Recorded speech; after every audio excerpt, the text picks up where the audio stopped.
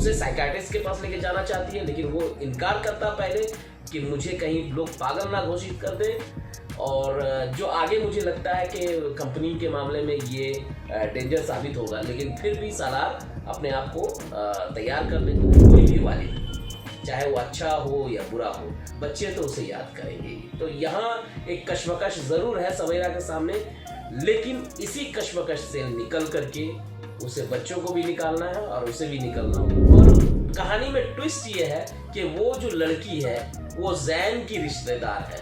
अब ये वही होने वाला जो मैंने पहले एपिसोड में भी कहा कि जैन आएगा और समन के साथ उसके रिश्ते बनेंगे और उसके बाद एक ही घर में ये क्लैश शुरू होगा। तो ये बहुत ही इंटरेस्टिंग होने वाला है।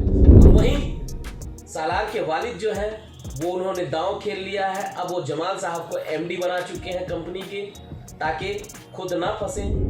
जैन का फ्रस्ट्रेशन प्रोमो में दिख रहा है और जैन की एंट्री होने वाली है। कहानी जो एक थोड़ी सी रफ्तार कम हो गई थी, जैन के आने से शायद एक तेज बनेगा और मजा आने वाला है।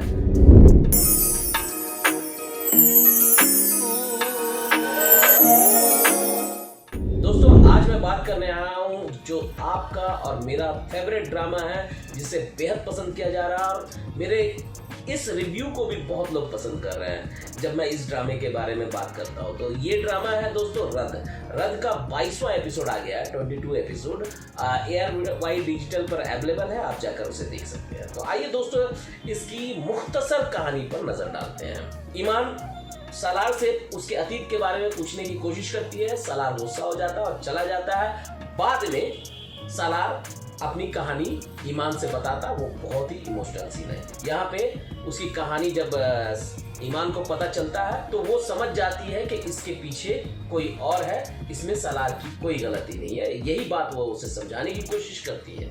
एनीवे, अब वो उसे साइकियाट्रिस्ट के पास लेके जाना चाहती है, लेकिन वो इनकार करता पहले कि मुझे कहीं लोग पागल ना घोषित कर दें। और जो आगे मुझे लगता है कि कंपनी के मामले में ये डेंजर साबित होगा, लेकिन फिर भी सालार अपने आप को तैयार कर लेता है कि मैं साइकियाट्रिस्ट को दिखाऊंगा। एनीवे, अब यहाँ से सवेरा जो है वो पूरी तरह तैयार है केस फाइल करने के लिए जमील के खिलाफ। इधर उसके बच्चे जो है वो अपने वालिद को याद करते हैं। कोई भी वालिद, चाहे वो अच्छा हो या बुरा हो, बच्चे तो उसे याद करेंगे। तो यहाँ एक कश्मकश ज़रूर है सवेरा के सामने, लेकिन इसी कश्मकश से निकल करके उसे बच्चों को भी निकालना है और उसे भी निकलना होगा और इस डोमेस्टिक वायलेंस के खिलाफ उसे आवाज़ बुलंद करके एक मिसाल पेश करनी होगी। अब आते हैं दोस्तों कहानी के दूसरे पॉइंट पे।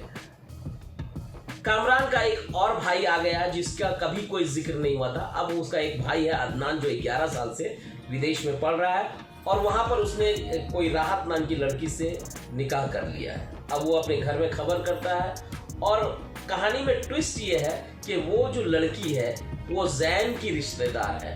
अब ये वही होने वाला जो मैंने पहले एपिसोड में भी कहा कि जैन आएगा और समन के साथ उसके रिश्ते बनेंगे और उसके बाद एक ही घर में ये क्लैश शुरू होगा। तो ये बहुत ही इंटरेस्टिंग होने वाला है। उधर जैन जो है एक लड़की को देखने जाता है अपने फैमिली के प्रेशर में आकर के, लेकिन वो उस लड़की को देख करके उसको फ्लैशेस आते हैं। वो फ्लैशबैक आता है कि ईमान भी वर्किंग वुमेन है, ये भी वर्किंग वुमेन है और वो उसमें कहीं भी डिसाइड नहीं कर पाता और वो इनकार करके वहाँ से चला जाता है। और वहीं सालार के वालिद जो है वो उन्होंने दांव खेल लिया है। अब वो जमाल साहब को एमडी बना चुके हैं कंपनी के, ताकि खुद ना फंसे। सालार इधर कोशिश में है कि वो FIR करे और जिन्होंने ईमान को मारने की कोशिश की थी उन्हें बेनकाब करके पुलिस के हवाले किया जाए। ये मुख्तसर कहानी थी दोस्तों। आइए एनालाइज करते हैं दोस्तों इस। तो दोस्तों, कहानी में वो पेस नजर नहीं आ रहा है। मुझे उम्मीद है कि आने वाला एपिसोड बहुत ही इंटरेस्टिंग होगा, क्योंकि जैन का फ्रस्ट्रेशन प्रोमो में दिख रहा है और जैन की एंट्री होने वाली है।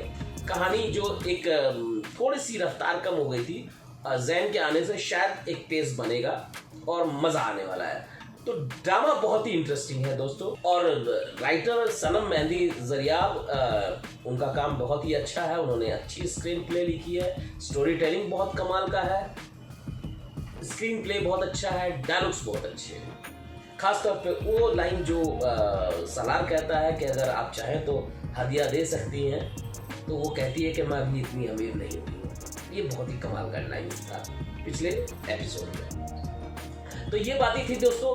आइए कुछ कमेंट्स लेते हैं, उससे एक अंदाजा लगेगा कि ये ड्रामा लोगों को किस तरह का लग रहा है। दोस्तों एक यूजर है सेफ पैलेस्टीन, उन्होंने लिखा है कि now Savera is on right track and her father is the best father in the world. बिल्कुल दोस्तों, अगर इस तरह के वालिद हो जाएं तो लड़कियों को एक हिम्मत मिलती है अपने वालिद से, वो ज़माने से लड़ जाती हैं। तो ये बहुत ज़रूरी होता है जो अगर जुल्म के खिलाफ में अगर किसी का साथ मिल जाए। एक यूज़र है दोस्तों save Palestine 15, the conversation between Iman and Salar is a very heart touching. इसमें कोई दो राय नहीं, मेरा फेवरेट सीन है वो, बहुत ही कमाल का किया है इन लोगों ने। और मैं अगला कमेंट पढ़ता हूँ कि सालार की एक्टिंग किस किस को पसंद है। नो डाउट सालार तो है ही, वो ईमान ने इस ड्रामा में बहुत ही कमाल कर दिया, तो नो डाउट और ऑडियंस को भी पसंद आ रही है। अगला कमेंट लेते हैं दोस्तों। एक यूजर है दोस्तों जैन क्रिएशन नाम है, तो उन्होंने लिखा अरसलान लुकिंग लाइक ए भालू, कसम से बहुत बुरा लग रहा है। इसमें कोई दो राय नहीं, बहुत ही अजीब सा उनका गेटअप दिया गया। ठीक है वो टूटा हुआ नजर आ रहा है, लेकिन थोड़ा सा डर्टी लुक आ रहा है, वो थोड़ा सा फ्रेश नजर आना चाहिए। ठीक है उसका कैरेक्टर ही उस तरह का है, लेकिन स्क्रीन के लिए वो चीज़ जम नहीं रहा है। तो ये बातें थी दोस्तों। मैं अगले वीडियो में मिलता हूँ एक नए ड्रामे के साथ, एक नए वीडियो में नए रिव्यू के साथ। तब तक के लिए अलविदा दोस्तों, अपना ख्याल रखिए, लव यू ऑल।